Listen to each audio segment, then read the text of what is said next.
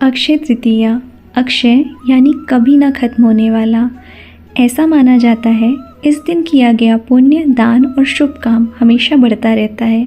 तो आइए अक्षय तृतीया से जुड़ी एक कहानी के बारे में जानते हैं। बहुत समय पहले कृष्णा और सुदामा गुरुकुल में साथ पढ़ते थे। दोनों बहुत अच्छे मित्र थे।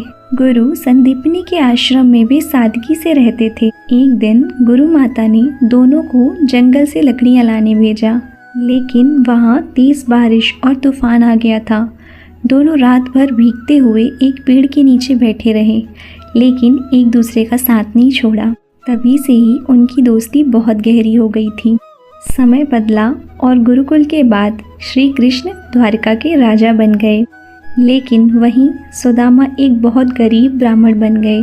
उनकी हालत इतनी खराब थी कि घर में खाने के लाले पड़ जाते थे और कभी कभी तो उनके बच्चे भूखे रहते थे। एक दिन सुदामा जी की पत्नी ने सुदामा जी से आग्रह किया, आपके तो मित्र कृष्ण है ना, उनसे मिल आइए, शायद हमारी मदद हो जाए। लेकिन सुदामा को यह बात ठीक नहीं लगी। उन्हें लगा दोस्ती में स्वार्थ नहीं होना चाहिए, पर पत्नी के कहने पर वे मान गए। पर सुदामा जी के पास कृष्ण को देने के लिए छोटा सा उपहार तक नहीं था। फिर उन्होंने पड़ोस से थोड़े से चिवड़े उधार लिए और एक कपड़े में बांध लिए और द्वारका के लिए सुदामा नंगे पांव चल दिए। लेकिन द्वारका पहुंचकर सुदामा हिचकिचाने लगे। उन्हें लगा, क्या कृष्ण मुझे पहचानेंगे?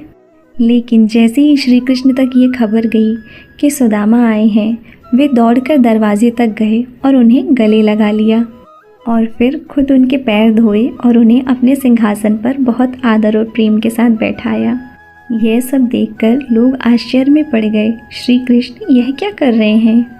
फिर श्री कृष्ण ने सुदामा से पूछा, मेरे लिए क्या लाए हो?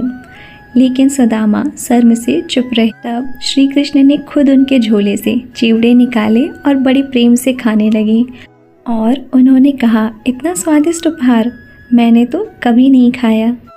लेकिन सुदामा श्री कृष्ण के पास जिस मदद के लिए आए थे वो उनसे कुछ मांग ही नहीं पाए और वे अगले दिन अपने घर के लिए वापस निकल गए।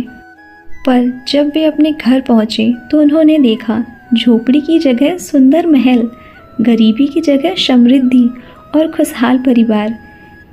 और वे मन ही मन समझ गए, यह सब कृष्ण की कृपा है।